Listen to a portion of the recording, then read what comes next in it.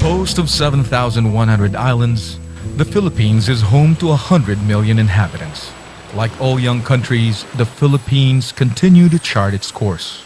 But as human history dictates, this road is never wanting in obstacles and unwelcome sacrifices.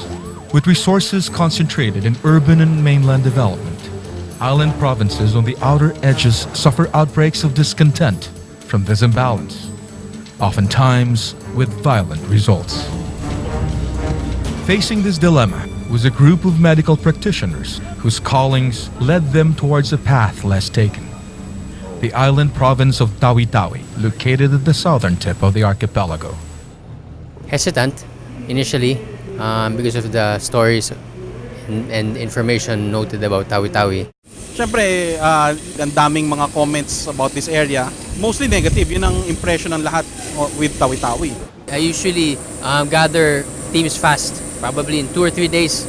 In this case, it took probably almost a month to really gather everybody. And gather they did. Led by World Surgical Foundation Philippines, or WSF, a band of surgeons, nurses, and specialists joined a 23-man mission to serve in TAWI, the heartland of ethnic conflict in the country.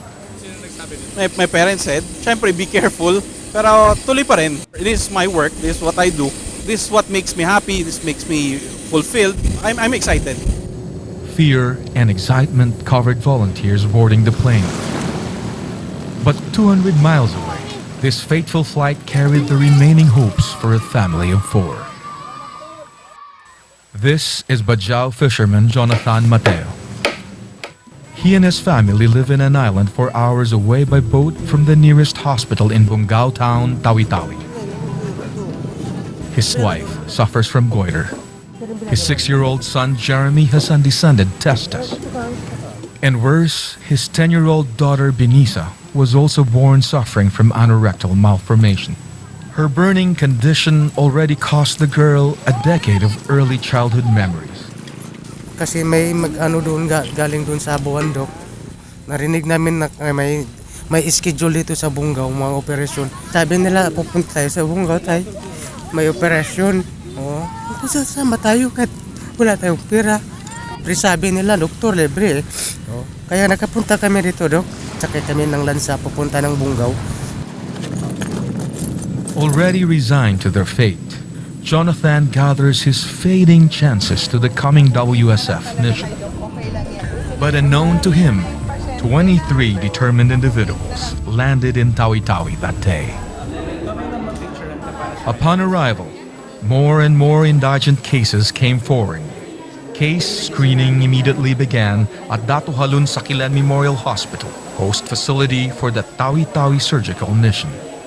When we started to announce the services that they will be offering, a lot of people came in for their services. The number of patients tripled, so they brought with them more than 20 specialists with the different fields. They also brought in supplies, and I am amazed they also brought in their own medical equipments. We are happy because we don't have those equipments here. A day and a half after unpacking and preparing supplies and equipment, the surgical mission was underway ahead of schedule to accommodate belated but equally compelling cases. These surgeries are very complex, and with the stories of the parents and of the patients who have waited almost 10 to 15 years for these surgeries, I think this makes this mission very different. And I hope that this will be not only the first, but there will be a second, and the rest of the missions will be conducted not only in TAWI but in places here in the southernmost part of the Philippines. As in most instances, risk is a factor missions have to face. Among others, electricity is critical in rural operations, and TAWI is no exception. When we don't have a monitor, we have our nurses. We can check all the vital signs. No electricity in the middle of the operation, we can do it because we are trained in the rural area. From hair lip to goiter, to hernia and colostomy, the World Surgical Foundation performed a total of 142 major and minor procedures in 4 days, a new record for the mission.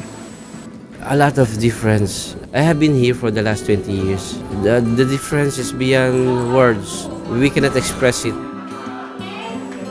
Given the lack of surgeons and specialists willing to serve the province, surgical practice is a rarity in Tawi-Tawi, where unspoken gratitude are often the most gratifying return. I was in the operating room, and when I saw that, even the surgeon was so surprised because the patient reached out for the surgeon's hand and then kissed him in the hands. With supplies from World Surgical Foundation, post-operative care is also extended to ensure recovery. Our country, Philippines, we are a third world country and we need help. For us, it's just an ordinary surgical mission. To them, it's a miracle, and only God knows how happy these people are.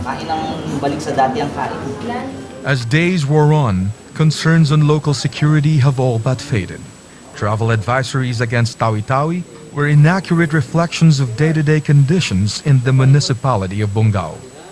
Everything is normal, just like you being anywhere in the Philippines. There's probably too much hype of what's going on, and it's not fair. They deserve a fair share of medical care from missionaries. There are still a lot of patients here left that haven't been given the services that they need. I'm requesting the World Surgical Foundations to come back again for the next round of missions. And also, they can teach us, our doctors, to do the procedure so that we have the sustainable capacity to proceed with the mission. And as the Tawi-Tawi mission drew to a close, a new life begins for beneficiaries. They all return to their communities with a renewed sense of hope, knowing that sometimes humanity can be as close as 23 daring souls away.